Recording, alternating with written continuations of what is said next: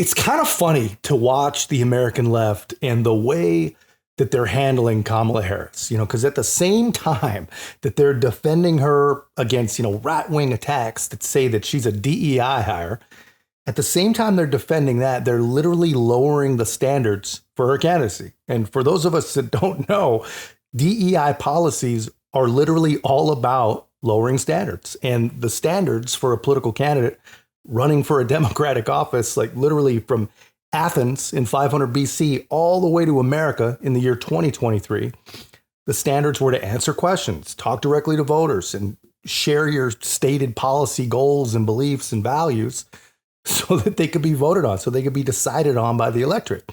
Those were the standards. But now it's 2024, man, and Kamala is basically a fraudulent performer. I mean, she's hiding in plain sight, basically. And if it wasn't so damn scary, so terrifying, if there wasn't so much on the line, it would be pretty amazing to watch, actually. But she's not doing this alone. The media is letting her do this. So I think it's incumbent upon the media to hold Kamala Harris to the same standard that every other nominee who earned their nomination has ever been held to. Donald Trump in 2016, Barack Obama in 2008, they all had to go through more than a year of testing at town halls and VFWs and debates because they earned the nomination. Kamala Harris had it given to her. For 2 weeks, she's dodged the press. She can't dodge the press for another 13 weeks. Are you personally okay with him questioning whether she's black? Ed, he wasn't saying that what matters is how she identifies as her race. He explicitly said he didn't care. One was fine, the other was fine, both was fine. She identifies as a dangerous San Francisco liberal. That's the danger to the American people.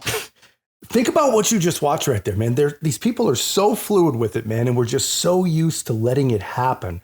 But Tom Cotton, man, who really is a badass, by the way, but he says, the media needs to do their job. This woman needs to be tested like every other candidate in history has been tested, like Barack Obama, like Donald Trump, like everyone has been tested. And the guy immediately proves his point. He says, but what about Trump? I mean, isn't he a racist? I mean, come on. They do not want to talk about the fact that she is hiding. They do not want to talk about the fact that she's got 0 votes from anyone. They don't want to talk about the fact that she was installed by powerful elites and she doesn't respect the voters enough to even pretend to care about policy. She doesn't even have a policy section on her website. And honestly, I'm surprised that these people actually allow a guy like Tom Cotton to get in the building. Do you think he's underestimating the potential strength of the Harris campaign now that she's at least brought the campaign back to even? No, I think we always knew this campaign was going to be a close race. But remember, she's only been the nominee for 2 weeks now. She hasn't answered a single question, not one single question by the media, Ed. She's only had one single unscripted moment Thursday night at Andrews Air Force Base, welcoming those hostages back. And she served up the kind of incomprehensible word salad for which she's become famous. When she has to encounter the media, and I'm sure you're going to insist that she does, she's going to have to answer for things like why she wants to eliminate oil and gas production in this country, why she wants to ban gas-powered cars, why she wants to confiscate private firearms. So we knew this race was going to be close all along, whoever the Democrats wanted to put up against President Trump. But Kamala Harris has only been the nominee for 2 weeks and hasn't answered a single question. When the American people get a better look at her and her radical positions, I think you're going to see that they don't want her to continue the Biden-Harris legacy. I appreciate that you're critical of her not doing more interviews and engaging in more unscripted events. He says, I appreciate that you're critical of her talking to the media. I think he's trying to imply that, he's also critical of it. But here's the thing, man. I mean, these people are not passengers. They're actually in complete control. If they want to get the interview, they're going to get the interview. They are allowing this. I believe that most of the media wants this honeymoon propaganda phase to be as long as they can possibly get away with, which is kind of interesting when you think about it, man. I think, honestly, I think they're going to end up hurting their cause. They should have taken more of the Biden approach, just see her as often as possible, just ask her really stupid questions about ice cream and puppies and rainbows and all the good feeling stuff. But they're not doing that. And the longer this goes on, I think it just ensures that every single question that she does get asked eventually, when she gets asked questions, will be about real issues, fracking and defunding the police and bailing out violent rioters and her running mate's stolen valor. I mean, the list is endless. And the questions, they're just piling up, man. But for now, these people just pretend like they're just passengers watching some brilliant media strategy when really they should be the most offended of anyone by this no media strategy. Events. You've just done a decent job there of explaining the potential policy differences between the former president and the vice president. But Trump doesn't do that himself. No, Ed, I dispute that. Let's hold on a second. What earned him the most attention this week? Questioning whether or not the vice president is black. That became the big focus on him this week, instead of those conversations about policy that you suggest should be the focus of the campaign. No, Ed, I dispute that. I watched his conversation at the National Association of Black Journalists.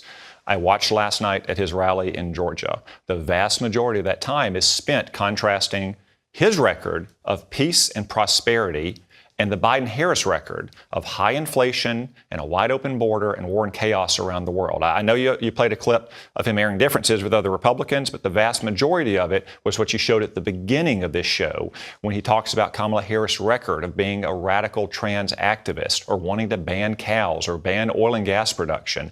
That's where President Trump's focus has been throughout this campaign. And as the American people start getting answers from Kamala Harris, which, as you said, I'm sure you're going to insist upon, you got shamed by the White House last month for having the temerity to ask about Joe Biden's age and infirmity. They're not going to like what they hear.